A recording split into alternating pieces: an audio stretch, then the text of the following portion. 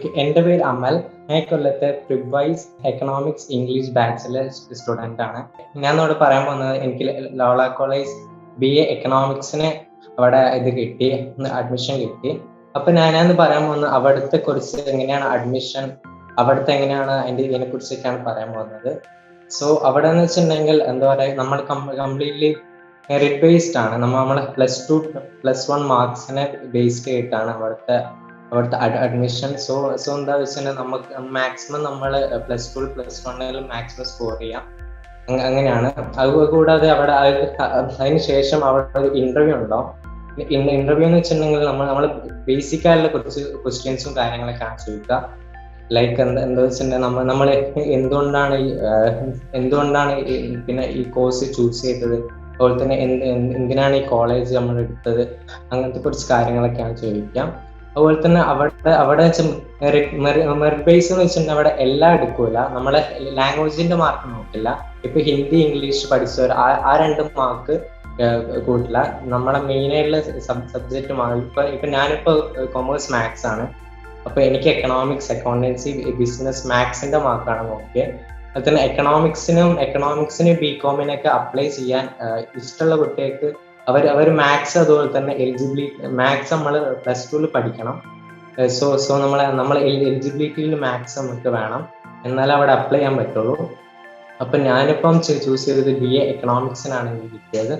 So ഞാൻ BA economics എടുക്കാൻ കാരണം എനിക്ക് എക്കണോമിക്സിലാണ് കൂടുതൽ താല്പര്യം. എന്താ വെച്ചിട്ടുണ്ടെങ്കിൽ എനിക്ക് എക്കണോമിക്സിലായിരുന്നു കൂടുതൽ, എന്താ പറയാ, ഞാൻ +1 +2 പഠിക്കുമ്പോൾ തന്നെ എക്കണോമിക്സ് എടുക്കണം തന്നെയാണ് താല്പര്യം, അതുകൊണ്ട് അത് എടുത്തു. പിന്നെ എനിക്ക് ഫ്യൂച്ചറിൽ എന്താ ഇതിന്റെ സ്കോപ്പ് ഒക്കെ എന്ന് വെച്ചിട്ടുണ്ടെങ്കിൽ ഡാറ്റ അനലിസിസ്, പിന്നെ ഫിനാൻഷ്യൽ മാനേജ്മെന്റ്, അങ്ങനെ കുറെ ഓപ്പർച്യൂണിറ്റീസ് ഉണ്ട്. അതൊക്കെ കൊണ്ടൊക്കെയാണ് ഞാൻ എക്കണോമിക്സ് എടുക്കാൻ കാരണം. പിന്നെ എന്ന് വെച്ചിട്ടുണ്ടെങ്കിൽ എൻ്റെ ഫ്യൂച്ചറിൽ ഞാൻ ഇതിന്റെ തന്നെ മാസ്റ്റർ എടുക്കാനും പിന്നെ അതിനെ എടുക്കാനാണ് താല്പര്യം. പിന്നെ ലോയോള കോളേജിന്റെ എന്ന് വെച്ചിട്ടുണ്ടെങ്കിൽ എന്താ വെച്ചാൽ അവിടെ വെച്ചാൽ നമ്മളെ +2ന്റെ റിസൾട്ട് വന്ന് തമിഴ്നാട് അവരെ ബോർഡിന്റെ ഇത് വന്നതിന് ശേഷമാണ് അവരെ അഡ്മിഷൻ പോർട്ടൽ ഓപ്പൺ ചെയ്യും. പിന്നെ അടുത്ത കൊല്ലത്തെ ഏതെങ്കിലും കുട്ടികൾക്ക് എന്താ വെച്ചിട്ടുണ്ടെങ്കിൽ അവിടേക്ക് അഡ്മിഷൻ എടുക്കാനുണ്ടെങ്കിൽ നമ്മൾ +1 +2 മാക്സിമം മാർക്സ് സ്കോർ ചെയ്യാം. അതൊക്കെ നമ്മൾ ലാംഗ്വേജിന്റെ മാർക്സ് വലിയ ഇമ്പോർട്ടൻ്റ് ഇല്ല.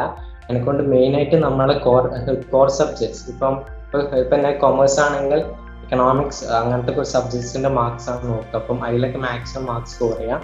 പിന്നെ എനിക്ക് +2 എനിക്ക് 93.5 ആയിരുന്നു മാർക്സ്.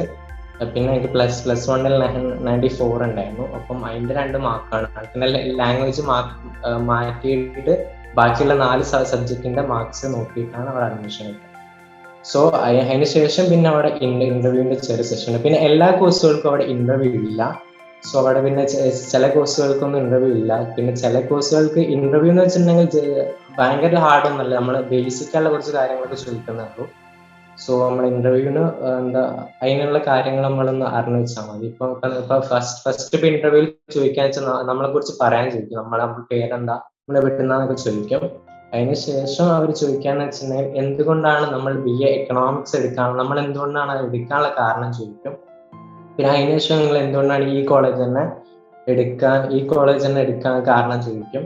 അങ്ങനത്തെ കുറച്ച് മെയിൻ ആയിട്ടുള്ള കാര്യങ്ങൾ. അതിൽ തന്നെ നിങ്ങൾക്ക് ഈ കോളേജിനെ കുറിച്ച് എന്തൊക്കെ അറിയാം, അപ്പൊ നമ്മൾ ജസ്റ്റ് അങ്ങനെ പറഞ്ഞാൽ മതി. ഈ കോളേജ് നല്ല റാങ്കിങ് ഉള്ള കോളേജാണ്, അതൊക്കെ നല്ല ഫാക്കൾട്ടി മെമ്പേഴ്സ്, അങ്ങനത്തെ കുറച്ച് കാര്യങ്ങൾ പറഞ്ഞു കൊടുത്താൽ അവർ ഓക്കെ ആയിരിക്കും. അതുകൂടാതെ ചിലപ്പോൾ അവർ കുറച്ച് ബേസിക് ആയിട്ടുള്ള കാര്യങ്ങൾ, ഇപ്പൊ എക്കണോമിക്സ് ആണെങ്കിൽ എക്കണോമിക്സിന്റെ കുറച്ച് ബേസിക് ആയിട്ടുള്ള ചിലപ്പോൾ ക്വസ്റ്റ്യൻസ് നമ്മൾ ചോദിച്ചിട്ടുണ്ട്.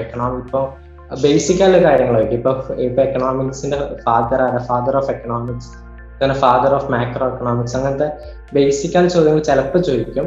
പക്ഷെ എന്നോട് അത് ഇതാക്കിയിട്ടില്ല, ചിലപ്പോൾ നിങ്ങൾ ചോദിച്ചെന്ന് വരാം.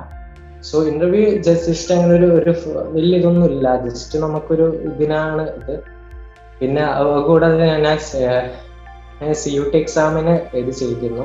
അപ്പൊ CUET എക്സാമിന്റെ ഏകദേശം 1 വീക്ക് ബിഫോർ ആണ് പിന്നെ ലോയോള കോളേജിന്റെ പിന്നെ സെലക്ഷൻ ലിസ്റ്റ് വന്നത്. പിന്നെ ലോയോള കോളേജിലാണെങ്കിൽ എന്ന് വെച്ചാൽ 3 ലിസ്റ്റാണ് വരിക. അപ്പൊ എനിക്ക് സെക്കൻഡ് ലിസ്റ്റിലാണ് എൻ്റെ പേര് വന്നത്. സോ ഇനിയിപ്പോൾ അടുത്ത കൊല്ലത്തെ ഏതെങ്കിലും കുട്ടികൾക്ക് എന്താ പറയുക ഈ കോളേജിൽ കിട്ടണമെന്നുണ്ടെങ്കിൽ എന്താ വെച്ചാൽ +2 ഇത് വന്നതിന് ശേഷം ഇവരെ പോർട്ടൽ ഓപ്പൺ ചെയ്യും. അതിന് ശേഷം അപ്ലൈ ചെയ്യാം. പിന്നെ നിങ്ങൾക്ക് ഇപ്പൊ ആപ്ലിക്കേഷൻ എന്തെങ്കിലുമൊക്കെ ഇടുന്നുണ്ടെങ്കിൽ ഇവരെ ഒഫീഷ്യൽ സൈറ്റിൽ പോയാൽ മതി. അവരെങ്ങനെ അപ്ലൈ ചെയ്യുന്ന എല്ലാ കാര്യങ്ങളെ കുറിച്ചും ഉണ്ട്. So thank you.